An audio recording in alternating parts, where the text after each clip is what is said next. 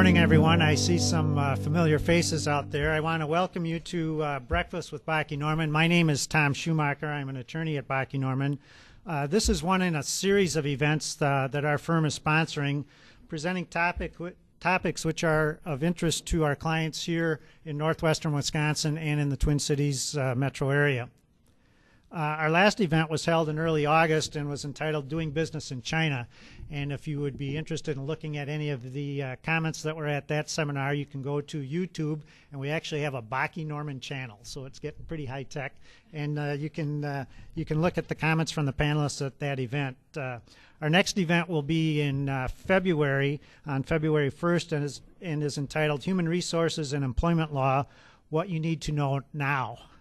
Additional information on that can be found on our website, which is bakkenorman.com, and there's also information on that particular event on the back page of the brochure from this morning.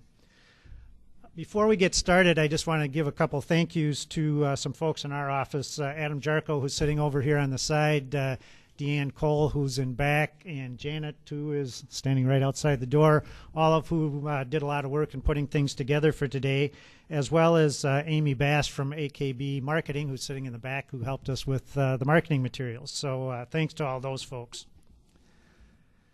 Today's program is the future of the construction industry in western Wisconsin. We have 4 panelists who will cover various topics, including the economy here in this region, a legislative and trade association perspective from Madison, OSHA compliance, and finally banking and finance.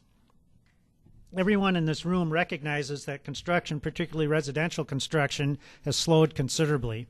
One response to the current situation could be that my construction business is in trouble, not because of anything I've done, but because of the economy, or because of rising construction costs, or because the banks will not loan any of my clients the money necessary to build their projects. All of these responses focus on causes not within our control. An alternative response could be that I have skills as a builder or project manager that could be utilized in related construction areas. Perhaps instead of constructing large new homes, I now work on smaller homes or remodeling projects. Perhaps instead of working in residential construction, I look for opportunities to work on construction of medical facilities or government buildings. Here in Richmond, they just recently finished a regional cancer center out at the hospital, and I believe both WITC and UW River Falls are gearing up for construction projects at their particular campuses. My point is that when listening to the panelists today, and later when you have a chance to ask questions, think about the abilities and ideas which you possess that provide you with the opportunity to rise above your circumstances and the current economic circumstances in order to achieve your goals that you've set out for your business. Now I'd like to just take a moment to introduce the panelists, and we're going to just start on this end and work our way down. First, Toby Madden. Toby is the regional economist at the Federal Reserve Bank in Minneapolis. He's a certified public accountant with experience as a consultant in the financial services industry, and he's a frequent speaker on the economy in this district of the Federal Reserve. Next to Toby is Mary Bauer. Mary is a compliance assistant specialist for OSHA. She's at their office in Eau Claire, Wisconsin, and her mantra is that I'm from OSHA and I'm here to help you. Mary will comment on the construction industry regulatory environment. Next is Julie Dodge. Julie is a senior vice president of mortgage department at First National Community Bank here in New Richmond.